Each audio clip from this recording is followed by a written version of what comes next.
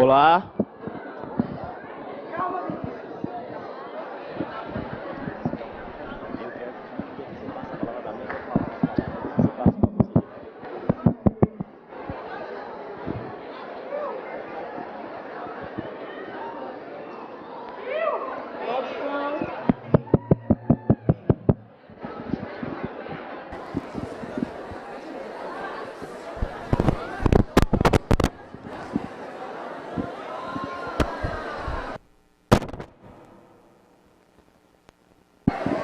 Ei, ei.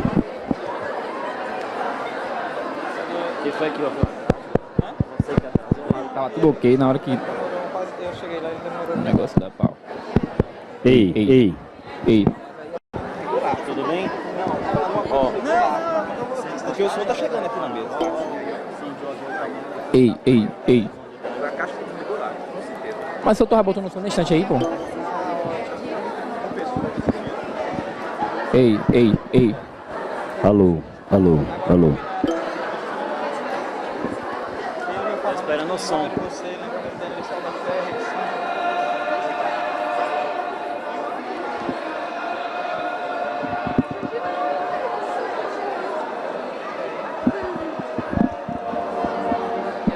Ó, deixa eu lhe falar um negócio. Só aqui uma sacanagem. O pessoal tá querendo que você faça o concurso lá no canal Facom. Não vai fazer não. Vou não, já Não, vou depois falar. vai de concurso nenhum não, Imagina viu? um tiro dessa ligando Eu falei pra não, mim, por que que Danilo vai fazer concurso? Ela falar fica com lá, ele. falar. Ei, ei. Tá desligado?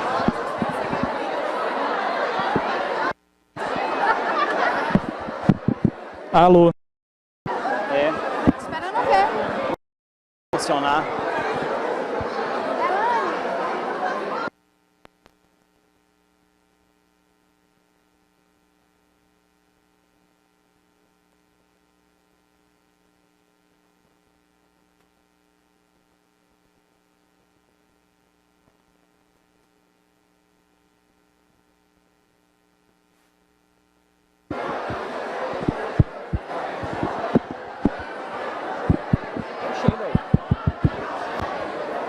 Não tem no e-mail.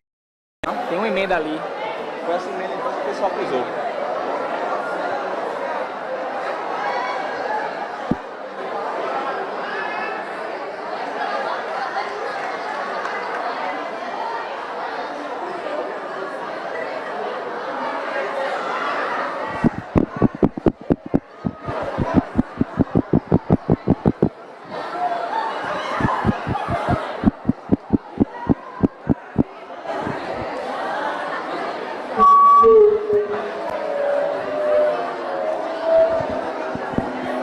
Espera ele baixar um pouquinho.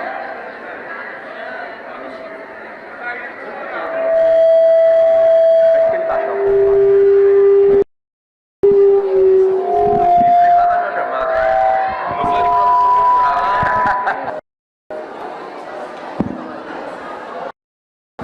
Politicamente, numa democracia, essas pautas têm legitimidade de serem defendidas e jamais devemos esquecer disso.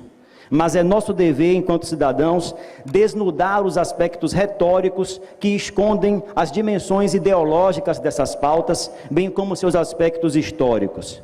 Não há naturalidade na ordem do discurso, tampouco político. É também nossa obrigação refletir sobre o modo como essas pautas vão interferir nas universidades criadas a partir do REUNE, sobretudo a nossa UFRB e o nosso centro. Não haveria, por fim, melhor forma para debater essas questões no nosso centro que com nosso colega jornalista, professor e deputado João Willis, da querida cidade de Alagoinhas, aqui perto.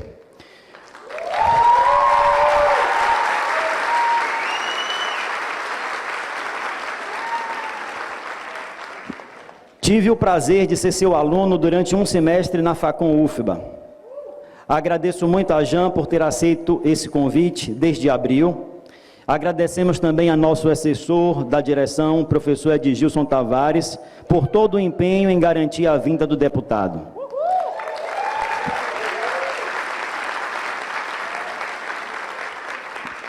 Agradecemos a todos e todas vocês que nos prestigiam aqui hoje e querem, de fato, participar e debater com o nosso convidado. Pela democracia e diversidade, Jean Willis.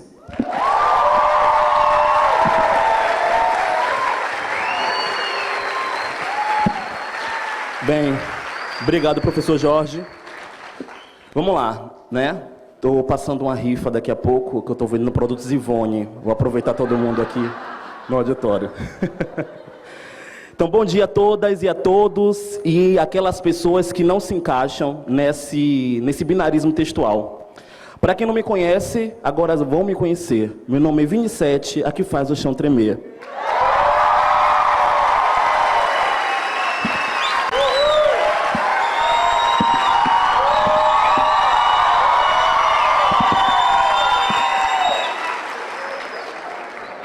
É importante que esses momentos de fechação, que é o nosso ato político mais demarcador, mais sinalizador, não seja deixado de lado. Bem, meu nome é Vinícius Zacarias, eu sou membro do Coletivo Aquenda de Diversidade Sexual, um coletivo e universidade que propõe discutir a teoria queer na realidade e contexto do recôncavo da Bahia. É representando esse coletivo que faço-me presente na facilitação dessa conferência. Já começo dizendo que hoje é um dia histórico para o Centro de Artes, Humanidades e Letras.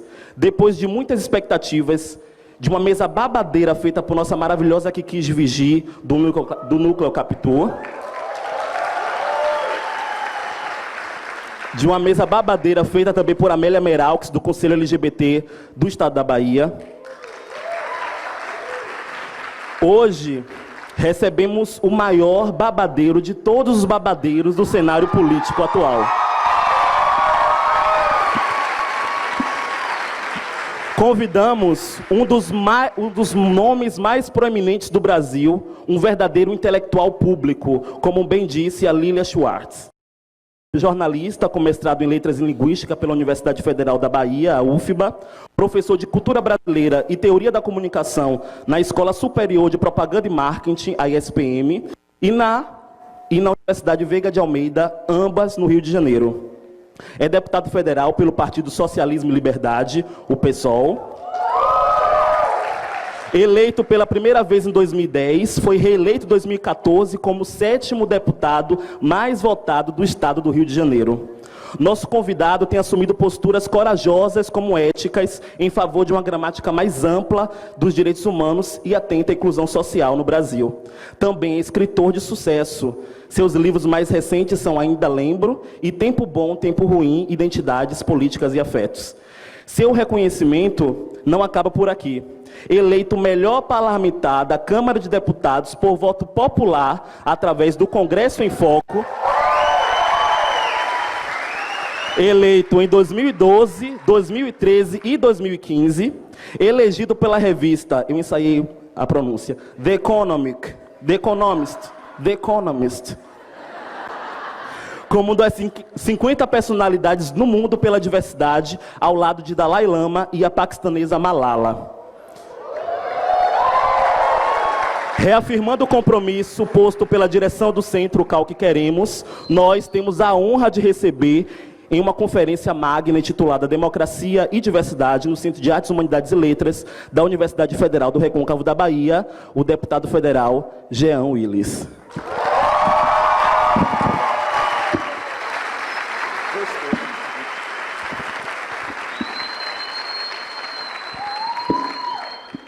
Bom, vai ser babado. Bom dia a todas e os homens que se sintam contemplados aí no coletivo feminino. Peço desculpas pelo pequeno atraso, a gente pegou o engarrafamento na vinda para cá e quero agradecer o convite da Universidade Federal do Recôncavo Baiano, ao Centro de Artes, Humanidades e Letras, e a todos os professores, os docentes da casa e a vocês todos que estão aqui, por esse convite, essa oportunidade de diálogo num momento tão difícil para nós todos, num momento tão complicado para o país. Além dessa lista, desse currículo lido aqui, eu sou deputado federal, estou deputado federal, né? Eu costumo dizer isso, eu estou deputado federal, não sou. A gente precisa se acostumar, aproveitar que a língua portuguesa permite essa distinção entre ser e estar, e começar cada vez mais a afirmar isso. Os servidores públicos, sejam eles concursados, sejam eles servidores temporários, estão a serviço do povo, né? Dizer que eu sou deputado é, de alguma maneira, apropriar o cargo para mim, é achar que eu sou vitalício nesse cargo. E eu não sou, eu estou deputado federal. Estou deputado federal pelo PSOL do Rio de Janeiro, e na Câmara dos Deputados eu sou membro das comissões de Direitos Humanos e Minorias, membro da Comissão de Seguridade Social e Família, da Comissão de Relações Exteriores e Defesa Nacional, e da Comissão de Legislação Participativa. São 4 comissões permanentes, das quais eu faço parte, sou integrante, sou titular dessas 4 comissões, e, além disso, eu sou membro suplente da Comissão de Cultura. Sou também membro do Parlasul, o Parlamento do Mercosul. Então, os países do Mercosul têm um parlamento próprio, cuja sede é em Montevidéu, no Uruguai, e eu sou membro do Parlasul. E eu tenho que viajar uma vez por mês para Montevidéu para me reunir com os parlamentares de todo o Mercosul. Mas eu costumo me definir melhor, a melhor maneira de me definir é como um ativista de direitos humanos, né? Eu sou um ativista de direitos humanos e era um ativista de direitos humanos antes mesmo de me perceber como tal, como um ativista de direitos humanos. E os direitos humanos, embora as pessoas gostem de definir direitos humanos como direitos de bandidos, e muitas pessoas gostam de dizer que tratar os direitos humanos como uma entidade, né, como um ser. Por exemplo, quando um policial morre, e é muito raro policiais morrerem se comparar a quantidade de pessoas civis mortas pelas forças policiais, se a gente fizer a comparação, ainda é muito pequeno o número de policiais mortos nessa guerra civil urbana que a gente vive. Mas quando um policial morre, quase sempre os ativistas de direitos humanos são interpelados da seguinte maneira: cadê os direitos humanos que não aparecem aqui agora? Como se os direitos humanos fossem uma pessoa, como se os direitos humanos não fossem direitos inatos a toda pessoa humana. Então, os direitos humanos são direitos próprios, inatos a toda e qualquer pessoa humana, e são direitos que independem de Carta Magna, independem de constituições federais. Desde que foi firmado o Pacto Internacional em torno dos Direitos Humanos, quer dizer, a Declaração Universal dos Direitos Humanos de 1948, que os direitos humanos são entendidos dessa maneira. Os direitos humanos são direitos de toda e qualquer pessoa humana. E, mais tarde, a partir dos princípios de Yogyakarta, uma reunião que houve na Índia, entendeu-se que os direitos humanos compreendem os direitos políticos, os direitos sociais, os direitos econômicos, os direitos culturais, os direitos ambientais, os direitos sexuais e reprodutivos. Os direitos humanos são indivisíveis, não há separação entre eles, nem há hierarquia entre eles. Todos eles têm que ser tratados igualitariamente e de maneira horizontal. A primeira ideia que a gente tem que levar adiante é essa, né? Os direitos humanos não pertencem aos humanos direitos, como querem certas categorias políticas nesse país, que querem tratar os direitos humanos como privilégios de uma classe social e que nunca se pensou étnica, que são os brancos e os ricos, né? E os heterossexuais cisgêneros. Então, os direitos humanos não são privilégios dessa categoria da população, desse grupo, mas de todos e todas nós, embora haja uma dificuldade enorme de perceber isso. E quando eu digo todas e todas nós, eu estou incluindo aí os bandidos também. Então é correto dizer que direitos humanos são direitos de bandidos, porque se a gente pensar, por exemplo, no nosso Código Penal, na quantidade de crimes previstos pelo Código Penal brasileiro, eu diria que todo esse auditório aqui já praticou algum tipo de crime. É verdade. Se a gente olhar, quase todos nós praticamos alguns dos crimes previstos no Código Penal. Então, de alguma maneira, o código vai ter que ser dilatado, né? E não bastasse isso, o Código Penal prevê essa quantidade de crimes que abarcam esse auditório inteiro aqui. Nós somos seres humanos. E uma das características dos seres humanos, ou seja, um dos fundamentos da nossa humanidade, além da gente pensar, o pensamento como um fundamento singular do ser humano, como diz a letra da canção de Gilberto Gil, é a possibilidade de falhar. Os seres humanos falham, eles caem, eles ficam no caminho, eles podem tropeçar e podem virar bandido da noite para o dia. Então, os bandidos não é o fato deles terem praticado algum tipo de delito, de delinquência, de crime, que destitui eles de humanidade, né? os estados democráticos de direitos, as democracias, repúblicas democráticas, os estados democráticos de direitos, pressupõem que a pessoa que comete um delito, um delinquente, pode reparar esse delito, cumprir uma pena e ser reintegrado à sociedade e ser ressocializado. Isso, claro, em tese, mas a gente tem que acreditar nas teses, nas teorias. Então, nesse sentido, todos nós somos suscetíveis a nos tornar bandidos e nem por isso a gente vai querer ser torturado nas prisões, a gente vai querer morrer nas prisões, a gente vai querer que os nossos direitos humanos sejam violados. Então, nesse sentido, também os direitos humanos são direitos de bandidos. Os direitos humanos, entendidos dessa maneira como a gente entende hoje, eles foram citados, digamos assim, pela primeira vez, de maneira clara, deliberada, na Declaração Universal dos Direitos Humanos de 1948, e todos sabemos por que essa declaração foi feita. São 3 anos depois do fim da Segunda Guerra Mundial, e nós sabemos que durante a Segunda Guerra Mundial foi perpetrado um crime assombroso contra a humanidade, que foi o Holocausto, né? Perpetrado pelo Estado nazista contra não só o povo judeu. Foram 6 milhões de judeus deliberadamente exterminados por uma máquina de morte, mas também homossexuais, ciganos e comunistas. Então, aquele horror praticado pelo Estado nazista levou as Nações Unidas a fazer uma declaração em torno, um pacto em torno dos direitos humanos. A princípio, para proteger o ser humano, o indivíduo, da violência praticada pelo Estado. E nós sabemos que essa violência nazista foi praticada pelo Estado nazista. Então, num primeiro momento, os direitos humanos tinham a intenção de proteger o cidadão, o indivíduo, o ser humano, da violência, do terror, do terrorismo de Estado. Depois, entendeu-se que os estados do bem-estar social, os estados democráticos de direitos, eles deveriam ser fiadores dos direitos humanos. O ser humano não tem que estar só protegido do terrorismo de Estado, mas o Estado tem um papel de tecer, de fiar os direitos humanos. Então, essa é a função do Estado do bem-estar social, efetivar, proteger, promover os direitos humanos.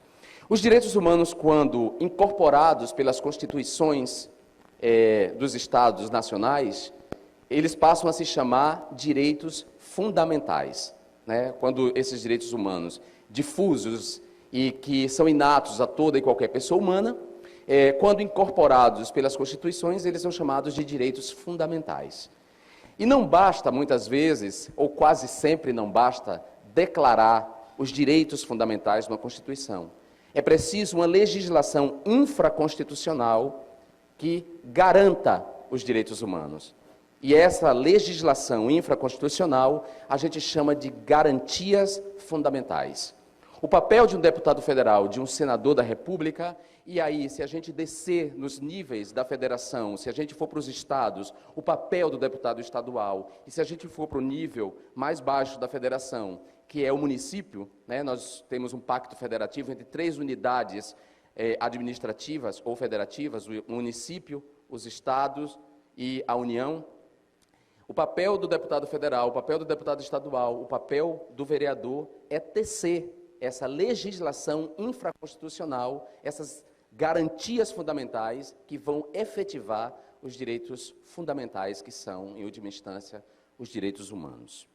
Mas os direitos humanos foram citados antes da Declaração Universal dos Direitos Humanos, em 1779, na Carta dos Direitos do Homem e do Cidadão, da Revolução Francesa, e esse título não sou eu que estou dando, o título é esse mesmo, os direitos do homem, né?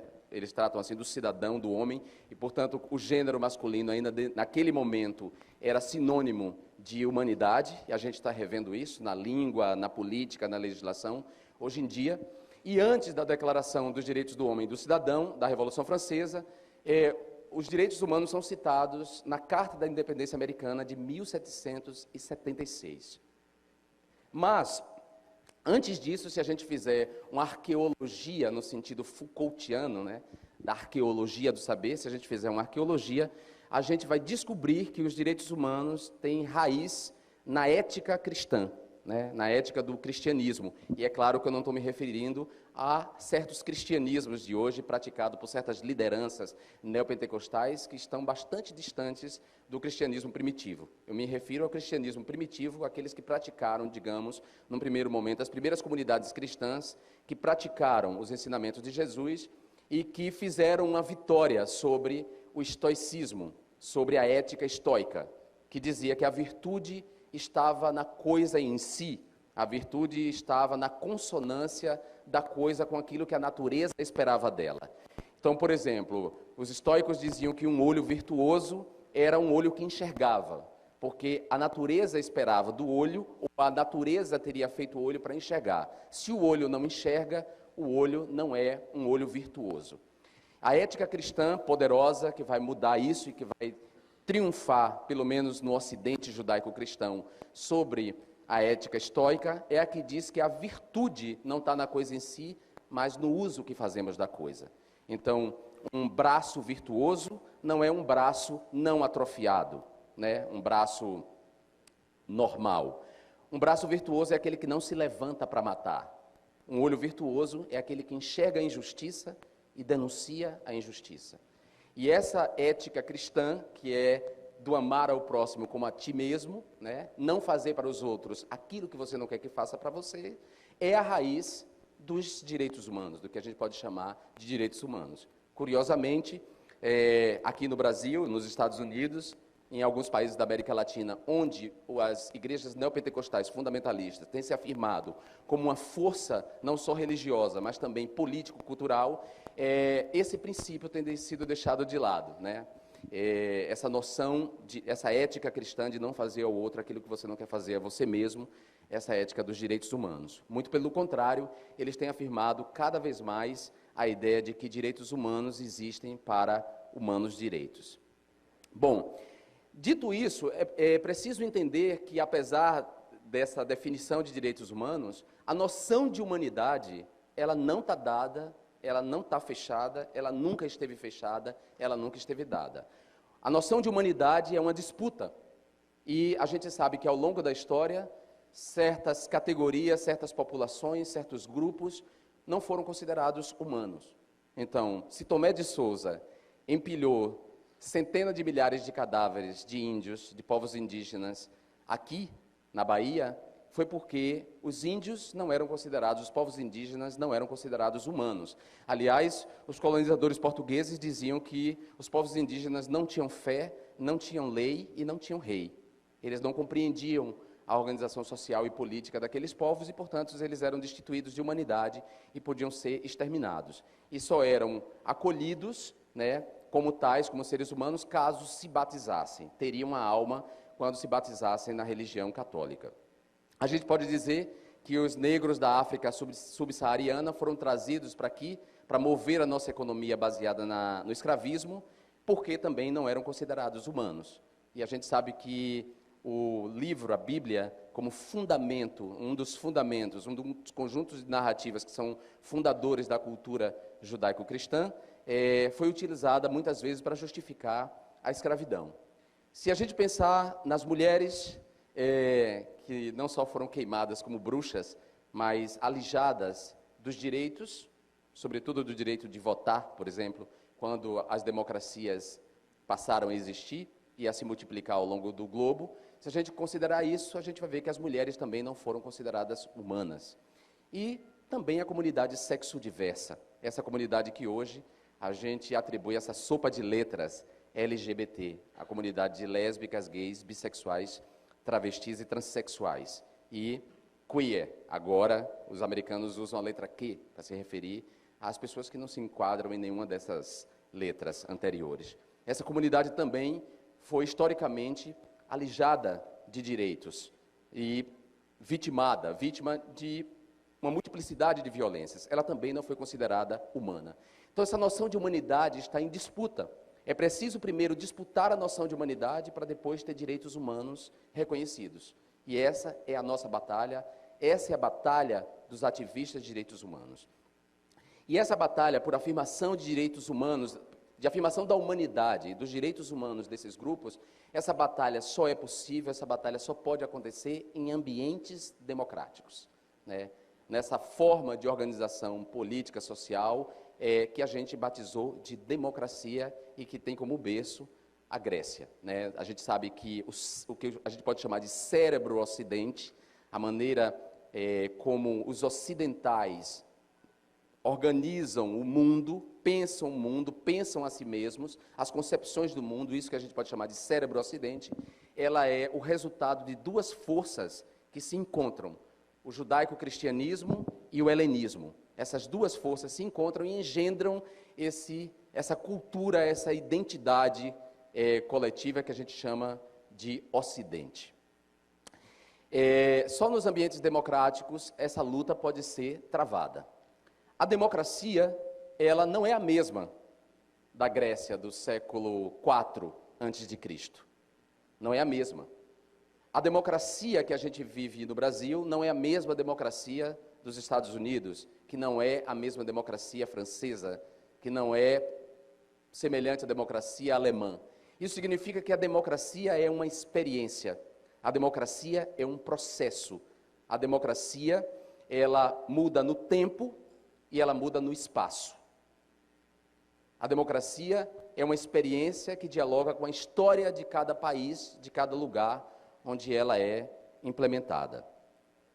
Em Moisés e o Monoteísmo, o último livro de Freud, ele diz algo que choca a inteligência europeia quando ele escreveu isso. Ele diz que, ao contrário do que nós pensamos, as democracias são exceções, não são regras. As regras na história da humanidade são as autocracias, as teocracias, as ditaduras, o autoritarismo. Essa é a regra. As democracias são exceções.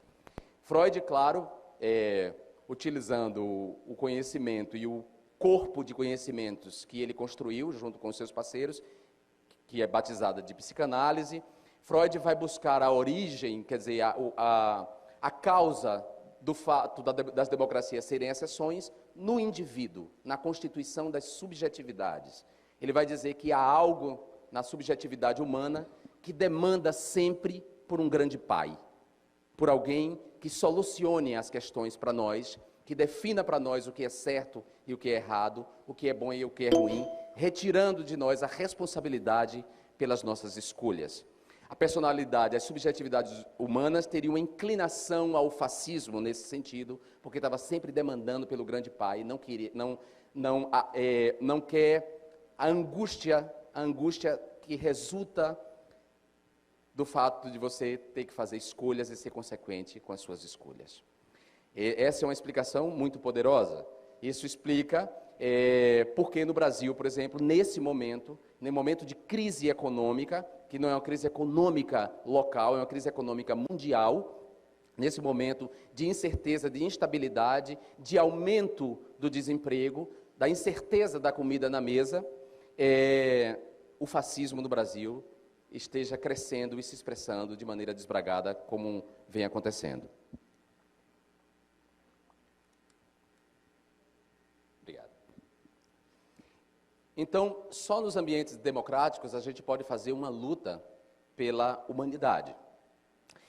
E eu acho que de todos os grupos difamados, para usar aqui a expressão da Hannah Arendt, de todos os grupos difamados, aquele que eu acho que melhor encarna a luta contemporânea pela humanidade, pelo reconhecimento da humanidade e pelo reconhecimento dos direitos, nesse momento, sem prejuízo dos demais grupos, sem excluir os demais grupos, e eu já vou dizer por que a gente não pode excluir os demais grupos, mas o grupo que encarna melhor essa luta contemporânea por humanidade e pelos direitos humanos é a comunidade sexodiversa, a comunidade LGBT.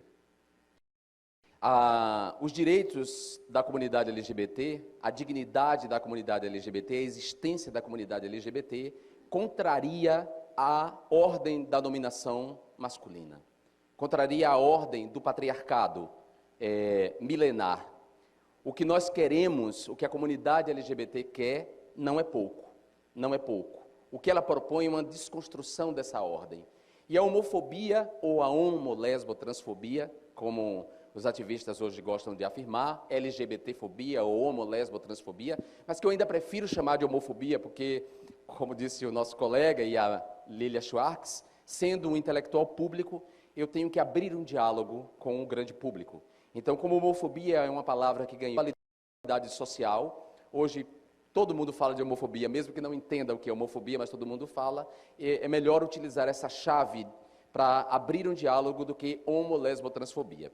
Então, a homofobia, mais que uma violência, um conjunto de violências físicas e simbólicas contra gays, lésbicas e transexuais e pessoas transexuais, a homofobia é antes uma vigilante das fronteiras de gênero, uma vigilante poderosa de manutenção da ordem da dominação masculina, uma vigilante poderosa na manutenção dos papéis sexuais atribuídos aos homens e às mulheres. De modo que não só eu, homossexual assumido, afeminado, sou vítima de homofobia. Não só as mulheres lésbicas, masculinas, masculinizadas, como eles gostam de dizer, são vítimas de homofobia.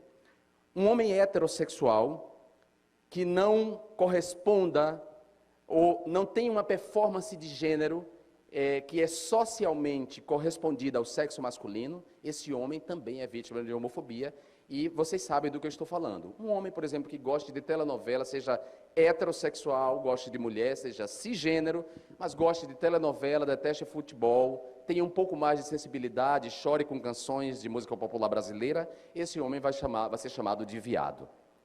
Isso é fato. Então, isso significa que a homofobia serve antes de servir como violência, repressão e mantenedora da subalternidade da comunidade. Ela é antes uma vigilante das fronteiras de gênero, né? Ela tem esse nome hoje, mas ela for mais uma vez também fazer uma arqueologia da homofobia, a gente vai remontar aos fundamentos da cultura judaico-cristã, né? Sobretudo da cultura judaico-cristã. Porque, não sei quem é religioso aqui, que tem formação religiosa, mas eu não sei se vocês já se perguntaram, e eu que tenho formação católica, fui coroinha, fui do movimento pastoral da Igreja Católica, da pastoral da juventude estudantil e da pastoral da juventude do meio popular, que lia a Bíblia. Eu sempre me perguntei por que isso que a gente chama hoje de homossexualidade, que nem sempre teve esse nome, e é sempre bom que a gente tenha isso em mente, né? Isso que a gente chama de homossexualidade nem sempre teve esse nome. E é óbvio, uma vez não tendo esse nome, isso que a gente chama de homofobia também nem sempre foi nomeado. Embora isso que a gente chama de homofobia hoje, esse conjunto de práticas, de atitudes, de discursos, né, de dispositivos que oprimem a comunidade sexo-diversa, sempre existiu. E remonta a esses fundamentos, a esse conjunto de narrativas que fundamentam a cultura judaico-cristã. Eu sempre me perguntei, por exemplo, por que Paulo, o apóstolo Paulo, só cita isso que a gente chama hoje de homossexualidade na carta aos Romanos, e não na carta aos Coríntios, nem na carta aos Efésios. Por quê?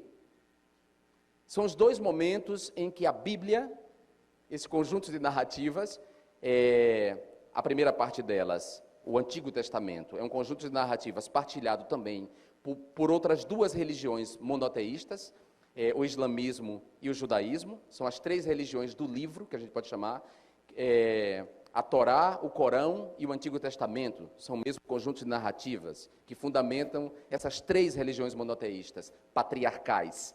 E no caso do cristianismo, nós temos um segundo conjunto de narrativas, que são os Atos dos Apóstolos e as cartas de Paulo, mais o Apocalipse, que é um conjunto de narrativas depois do nascimento de Jesus. Jesus não era cristão, Jesus era judeu, né? É importante que as pessoas sempre tenham isso em conta. O cristianismo é fundado a partir de Jesus, mas ele não era cristão, ele era judeu, praticava o judaísmo. Bom, por que Paulo escreve apenas na carta aos Romanos? Porque tratava-se de um recado para uma sociedade, para uma elite, onde a homossexualidade era praticada e socialmente aceita. Roma, o Império Romano da Judéia, no Oriente Médio, a Palestina, toda aquela região.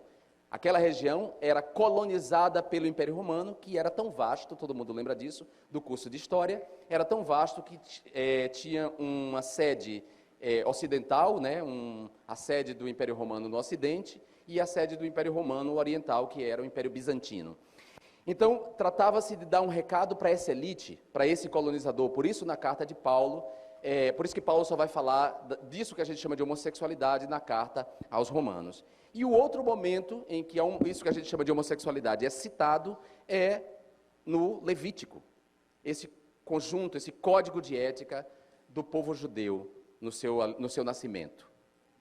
O Levítico é curioso porque o Levítico trata não só da sexualidade, da ética na sexualidade, mas trata, por exemplo, da estética. O Levítico considera um pecado gravíssimo não fazer a barba, ou considera um pecado gravíssimo comer frutos do mar. Hoje em dia, ninguém abre mão de uma empada de camarão, e ninguém abre mão do presto-barba da Gillette. Mas as pessoas gostam de evocar o Levítico para justificar a opressão contra os homossexuais. Dizer que Deus considera uma abominação um homem se deitar com outro como se mulher fosse, como está lá escrito, de acordo com a tradução que nós temos, daquele texto que foi originariamente escrito em aramaico, depois traduzido para o grego, do grego para o latim e do latim para as demais línguas. Lembrando que nenhuma tradução é fiel, toda tradução é traição. Portanto, a gente tem que sempre botar as traduções em suspeição. Então, curioso que hoje as lideranças religiosas, fora e dentro do Congresso Nacional, fora e dentro das assembleias legislativas, fora e dentro das câmaras de vereadores, elas costumem evocar o Levítico para justificar a opressão simbólica e real contra a comunidade sexo-diversa, inclusive para retirar dos planos de educação municipais e estaduais do Plano Nacional de Educação as referências à identidade de gênero, orientação sexual e diversidade sexual. Eles costumam dizer que Deus fez macho e fêmea, evocando a função procriativa do sexo. Isso que o senso comum observa na natureza, né? Os seres humanos, ou os animais procriam quando há um macho e uma fêmea. Os seres humanos procriam quando há um macho e uma fêmea. Logo, a dedução a homossexualidade não é legítima. A homossexualidade não é legítima porque da relação entre duas mulheres não nasce uma criança. Da relação de dois homens não nasce uma criança. Ou, para citar Levi Fidelix, candidato à presidência da República, que durante um debate em cadeia nacional, disse que órgão excretor não reproduz. Esse discurso é evocado e ele é assimilado até mesmo por pessoas que a gente julga inteligente. Por pessoas que se colocam contra o casamento civil igualitário, a extensão do direito ao casamento civil à comunidade LGBT, sob esse argumento. O curioso é que essas pessoas não param para pensar em momento algum que quando a gente trepa com outra pessoa, não é para ter filho. A gente trepa porque gosta. A gente trepa porque deseja a pessoa. A gente trepa porque ama. Filho nasce e deve ser planejado quando a gente quer. É curioso que essas pessoas não parem para pensar que da camisa de Vênus, a camisinha, as técnicas de reprodução in vitro, a humanidade trabalhou e se transformou de modo a transformar o sexo em algo recreativo, prazeroso e não para fins procriativos. É isso que nos distingue dos demais animais. Nós somos seres culturais, vivemos sob culturas e não na natureza, e não como seres naturais ou da natureza. As sociedades das abelhas e a sociedade das formigas são as mesmas do Paleolítico até hoje. As comunidades humanas, não. Nós nos transformamos ao longo do tempo e do espaço. Então, por que essa mesma comunidade que faz uso da camisinha, faz uso da pílula anticoncepcional, faz uso do microfone, dos antibióticos, da ponte de safena, dos óculos, da tintura creme, do anabolizante, faz uso de todos os artifícios que a cultura produziu, quer utilizar a natureza para justificar a opressão contra homossexuais e pessoas transexuais. Eu dei uma palestra para 600 professoras da rede do ensino fundamental em Minas Gerais, e uma delas levantou e disse que achava um absurdo que o Sistema Único de Saúde incorporasse uma política os demais grupos para pessoas transexuais e os demais grupos, eu já vou dizer de transexualização e, em alguns casos, para aquelas que desejam, o processo de transgenitalização. Não pode isso. O Sistema Único de Saúde deveria usar o dinheiro para curar, para tratar as pessoas com câncer. É um absurdo.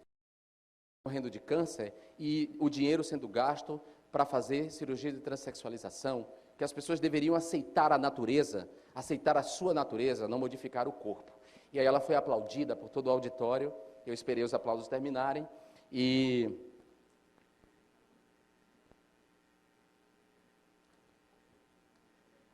uma reclamação aqui, que eu estou prolixo não falando do momento atual. Eu vou chegar ao momento atual, gente, tem uma história para a gente chegar ao momento atual. Tá ruim? Bom, então, a voz do povo é a voz de Deus, a democracia.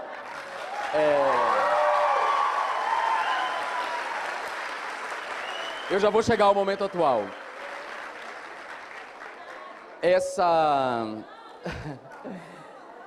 Essa professora, eu esperei ela terminar, a plateia terminar de aplaudir, e eu disse para ela, olha, eu até posso acatar seu argumento e levá-lo em consideração, desde que, você abolisse amanhã as clínicas de cirurgia plástica, as clínicas que tratam das doenças cardiorrespiratórias, desde que você abolisse, nenhum recurso pode ser empregado em nenhuma outra especialidade da medicina, porque há pessoas morrendo de câncer. Primeiro ponto é esse.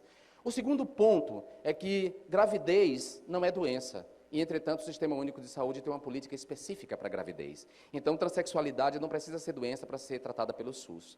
Terceiro, eu até levaria em conta o que você diz, nós temos que aceitar a nossa natureza, né? Aceitar a natureza, desde que você não tivesse aí com o seu cabelo alisado de chapa, pintado de acaju, e você estivesse usando aparelho nos dentes, né? É isso.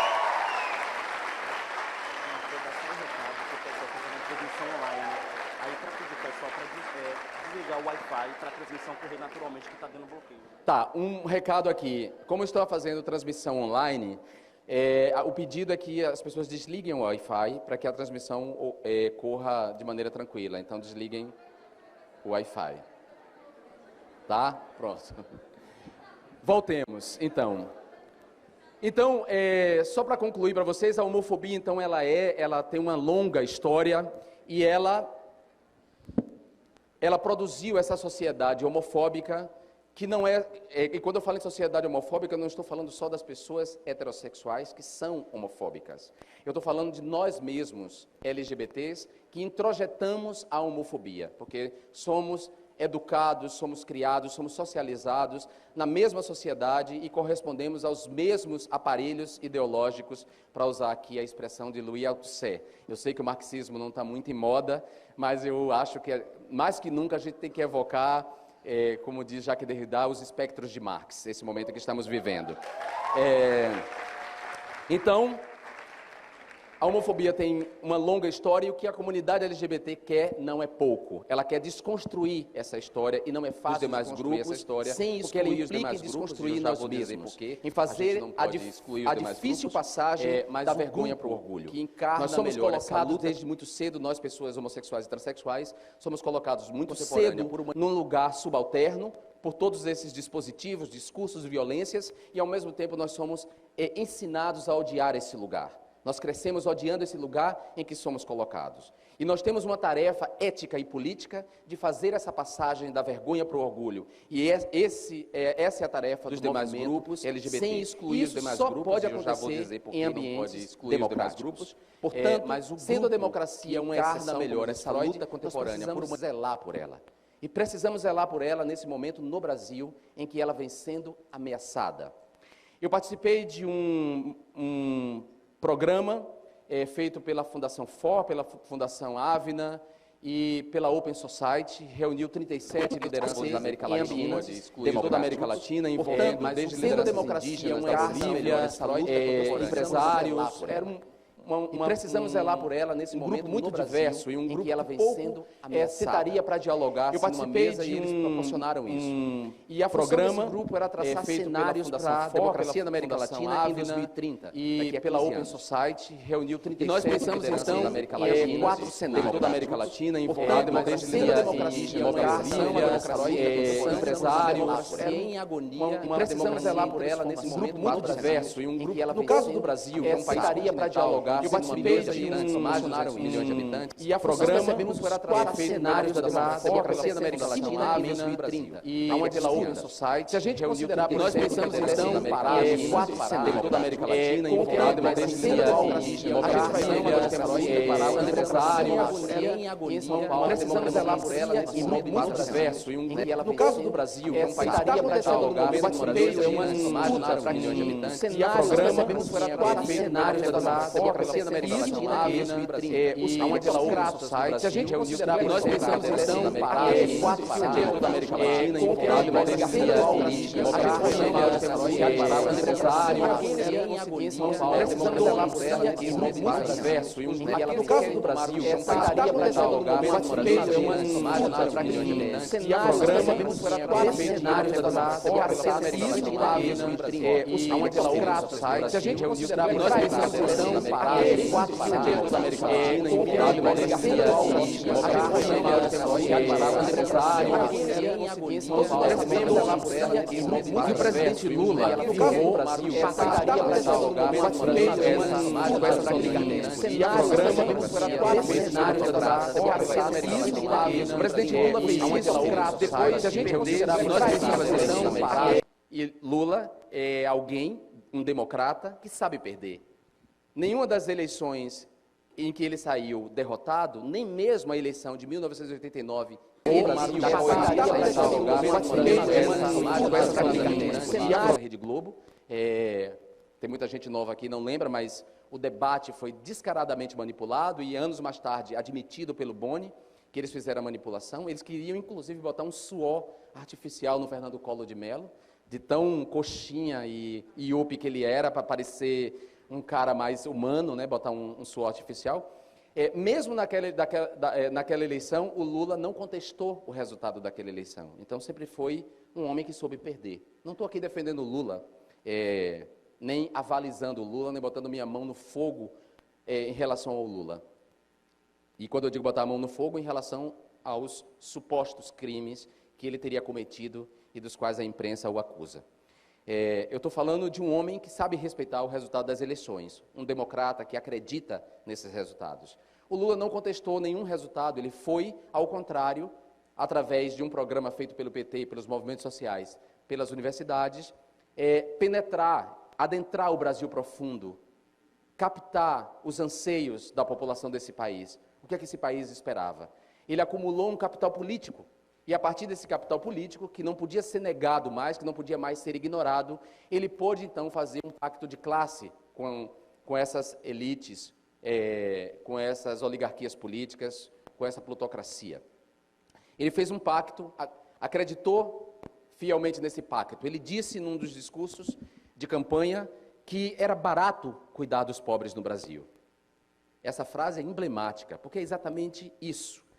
Essas elites nunca deram nada para os pobres. Sempre se apropriaram das riquezas coletivas, das riquezas do Estado-nação, como propriedade privada. Sempre usaram o Estado como um afirmador de privilégios e não de direitos. E Lula foi lá e disse para eles, veja só, é barato cuidar dos pobres. Vocês não vão deixar de ganhar dinheiro. Vocês vão continuar ganhando dinheiro, mas vocês vão poder dar algo para essa gente. E Lula tinha essa sensibilidade porque é alguém que, como eu, viveu na extrema miséria. Comeu café com farinha para matar a fome. Ele tinha essa sensibilidade. Ele pôde, então, como dizer, ele pôde convencer essa gente a dar esse mínimo. E esse mínimo se expressou nas políticas sociais. O Bolsa Família, que é uma poderosa política social, o Minha Casa Minha Vida, Luz para Todos, o Mais Médicos, ou seja, um conjunto de políticas. E Lula estava certo, porque se a gente comparar o lucro do Bradesco e do Itaú com o que é gasto, o lucro anual do Bradesco e do Itaú, ou mesmo o lucro mensal, se a gente comparar com o que é empregado no Bolsa Família, a gente vai ver que, de fato, há um disparate enorme entre o gasto com política social e os lucros do mercado financeiro. Lula fez esse pacto foi possível e permitido porque nós vivemos um momento de bons ventos da economia, que tem a ver com a economia chinesa, que comprava, a China é a grande importadora das commodities agrícolas, que favoreceu a nossa economia. Nós vivemos num mundo globalizado, né? A economia está globalizada e, portanto, quando a economia de um dos países globalizados é afetada ou desequilibrada, toda a economia do globo é afetada. Então, naquele momento, o que a gente chama de era Lula, nós vivemos esses bons ventos. E a elite ganhava, mas o povo também pôde ganhar. Então, esse pacto foi possível. E durante a vigência desse pacto, como diz o Frei Beto, Lula e a elite petista se deixou picar pela mosca azul. Acreditou que as elites políticas, as oligarquias políticas, a aristocracia, os plutocratas, saberiam conviver com a democracia. Lula acreditou nisso. Bom, os ventos mudaram da economia quando Dilma chegou ao poder. Lula conseguiu, enfim, eleger a sua sucessora.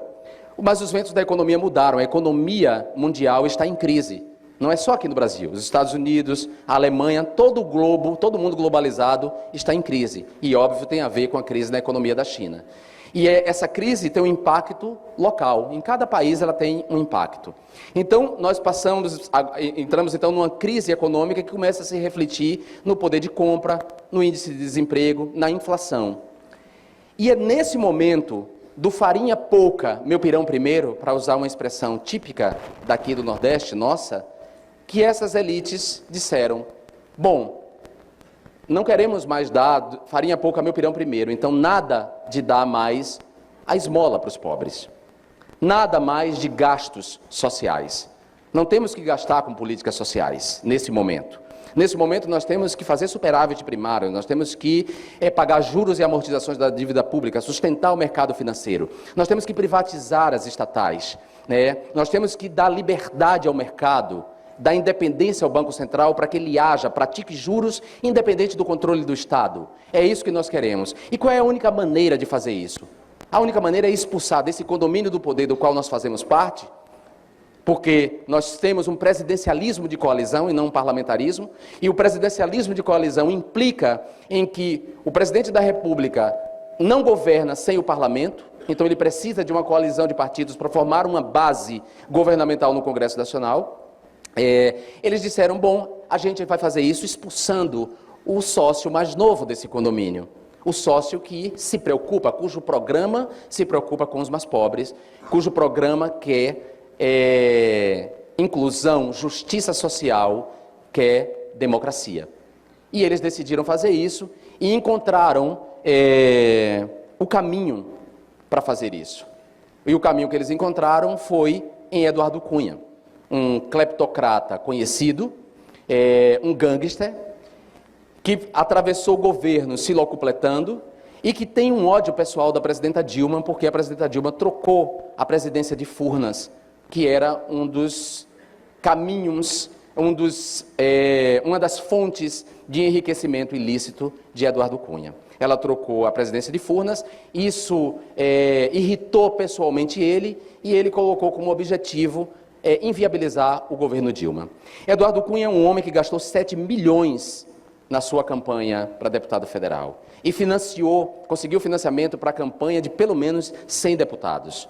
Intermediou o financiamento de campanha de pelo menos 100 deputados. Só para vocês terem uma comparação, a minha campanha para deputado federal custou R$70 mil. R$70 mil vindos de doações de pessoas físicas de todo o Brasil, não foram só do Rio de Janeiro, o estado pelo qual eu sou eleito. Pessoas de todo o Brasil doaram, desde 50, 30 reais até 1.000, 2.000 reais, o que foi o recurso com o qual eu me elegi, e me elegi como 7º numa bancada de 46 deputados. Só para vocês terem uma comparação do que significa gastar 7 milhões numa campanha. Eduardo Cunha decide sabotar o governo Dilma e acena para a oposição de direita, essa oposição que vem sendo sucessivamente derrotada nas urnas, desde que Lula chegou ao poder. Quer dizer, essa oposição de direita, que é parte dessa plutocracia, dessa elite, dessa aristocracia, dessas oligarquias políticas, essa oposição que se encarna em três partidos, PSDB, Democratas e PPS. Essa elite, então, irritada por essas sucessivas derrotas, firma um acordo com Eduardo Cunha, que estava pessoalmente irritado por causa de uma decisão da presidenta Dilma, firma um acordo de sabotar, de estrangular o governo Dilma no Congresso Nacional. No segundo mandato, Dilma não consegue governar desde o primeiro dia. O governo vem sendo derrotado sucessivamente desde o primeiro dia do mandato de Dilma. É impossível que esse governo tivesse popularidade. É impossível que esse governo conseguisse debelar a crise econômica, uma vez que ele não conseguia governar, uma vez que, para governar, ele dependia do Congresso Nacional, em especial da Câmara dos Deputados. E não só isso, não bastasse inviabilizar o governo Dilma, a oposição de direita começa a questionar os resultados das eleições. Isso porque as eleições de 2014 foram eleições excessivamente polarizadas. A presidenta Dilma ganhou com uma margem muito pequena de votos. Aécio Neves tinha certeza que venceria aquelas eleições. Ele estava pronto, ele tinha dado uma festa com a presença de Luciano Huck, quando, de repente, houve uma virada. É verdade, não é piada não, Luciano Huck estava na festa. De repente, houve uma virada que veio dos estados do Nordeste.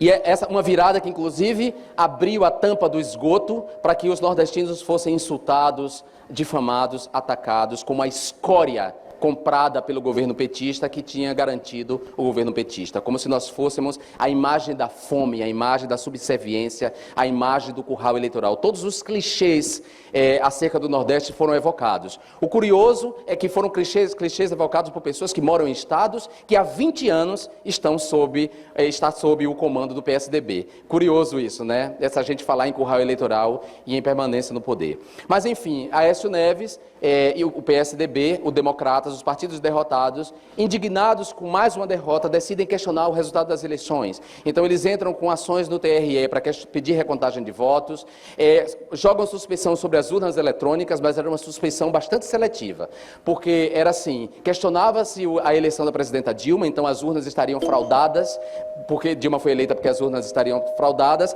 mas Geraldo Alckmin, que foi eleito por essas mesmas urnas, a eleição de Geraldo Alckmin não estaria, então, sob suspeição, embora tenha sido realizada por essas mesmas urnas.